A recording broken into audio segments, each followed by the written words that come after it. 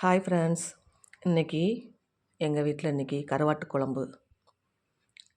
குழம்பும் முட்டை பொடி மாசும் தான் செய்ய போகிறேன். வாங்க பார்க்கலாம். தக்காளி, முருங்கைக்காய், சின்ன வெங்காயம், கத்தரிக்காய், வெள்ளைப்பூடு, சுண்டைக்காய். இது கருவாடுங்க, அதாவது நகர கருவாடு. இது புளி கரைச்சி வச்சுருக்கேன். வாங்க எப்படி செய்யலான்னு பார்க்கலாம். நம்ம வீடியோவை பார்க்குறதுக்கு முன்னாடி தியானாஸ் என்டர்டெயின்மெண்ட் சேனலை சப்ஸ்கிரைப் பண்ணுங்கள், சப்போர்ட் பண்ணுங்கள். இப்போ எண்ணெய் ஊற்றி கொஞ்சம் கடுகு, வெந்தயம், சின்ன வெங்காயம் எல்லாம் போட்டு கொஞ்சம் வதக்கணுங்க.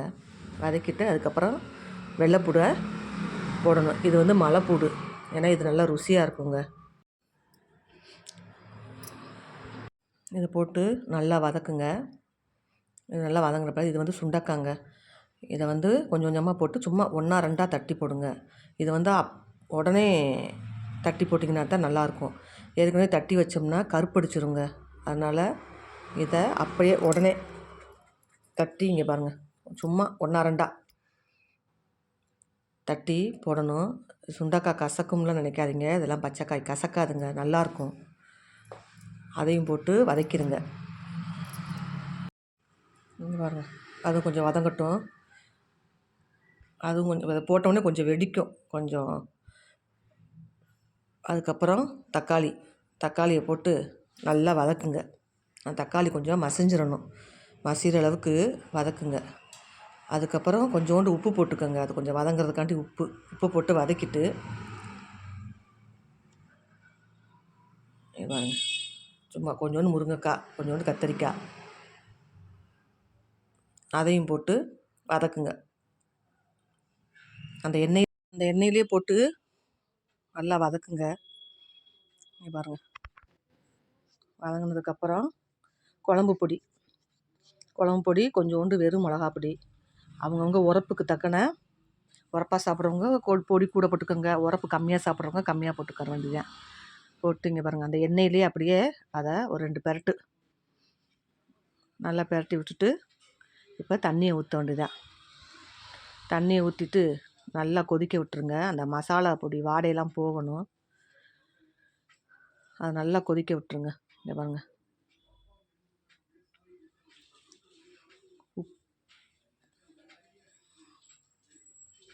நல்லா கொதிக்குது பார்த்தீங்களா? அந்த எண்ணெய் இங்கே பாருங்கள் லைட்டாக பிரிஞ்சு வருதா? அது கொதித்ததுக்கப்புறம் இப்போ என்ன பண்ணுங்க, புளியை ஊற்ற வேண்டியதுதான். கரைச்சி வச்ச புளியை ஊற்றி நல்லா குழம்பு கொஞ்சம் சுண்டுற வரைக்கும் கொதிக்க விடணுங்க. இங்கே பாருங்கள், அந்த கத்திரிக்காய் முருங்கைக்காய் எப்படி மிதக்குதுன்னு பாருங்கள்.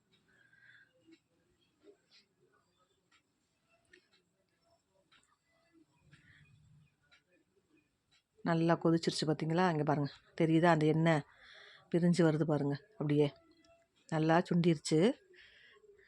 அடுத்தாங்க மெயின் பிக்சர் என்னன்னு கேட்டிங்கன்னா, இங்கே பாருங்கள், நம்ம கதாநாயகன் கருவாடு, அவரை தூக்கி போட்டுற வேண்டியதாங்க குழம்புல. பார்த்தீங்களா? நகர கருவாடு நல்லா இருக்குங்க, செஞ்சு பாருங்கள், குழம்பு நல்லாயிருக்கும்.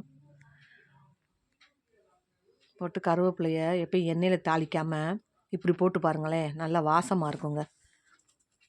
இங்கே பாருங்கள், இந்த வெள்ளைப்பூடு, வெங்காயம், கத்தரிக்காய், முருங்கைக்காய், கருவாடு எல்லாம் ஒரு வழியாக நல்லா சுண்டிருச்சுங்க. அடுத்து முட்டை பொடி மாசு. இங்கே பாருங்கள், எண்ணெய் ஊற்றி 2 சீரகம், அப்படியே அதில் வெங்காயத்தை போட்டு நல்லா வதக்க வேண்டியதான். கொஞ்சோண்டு தக்காளி, அதையும் போட்டு நல்லா வதக்கிட்டு முட்டையை உடச்சி ஊற்றிட வேண்டியதாங்க. ஊற்றி நல்லா அப்படியே கிளற வேண்டியது தான். இங்கே பாருங்கள்,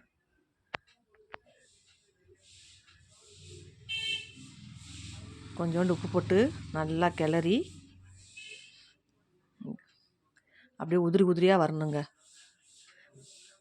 பாருங்கள், அந்த முட்டை பொடி மாசம் நல்லா உதிரியாக வரணும். இங்கே பாருங்கள், நல்லா வந்துருச்சு பார்த்தீங்களா? அவ்வளோதாங்க. என் பொண்ணு இது என்னென்னு கேட்டிங்கன்னா, அவளுக்கு வெங்காயம் இதுக்கு போட்டால் சாப்பிட மாட்டாங்க. அதனால் நானே செஞ்சுக்கிறேன்னு சொல்லிட்டு அவங்களா பொடி முட்டை மாசு பண்ணுறாங்க பாருங்கள். சீரகத்தை தேடிக்கிட்டு இருக்காங்க. ஒரு வழியாக அவங்களுக்கு தயார் பண்ணிக்கிட்டாங்க முட்டையை. அடுத்து என்னங்க, கருவாட்டு குழம்பும் வச்சாச்சு. முட்டையும் வச்சாச்சுங்க. இனி நாங்கள் சாப்பிட போகிறோம்.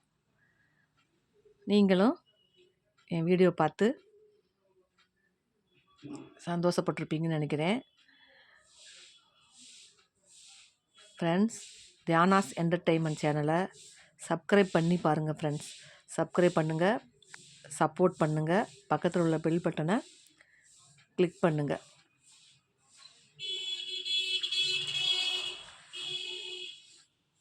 அவ்வளோதாங்க, ரெடி பண்ணிட்டாங்க. நன்றி, வணக்கம்.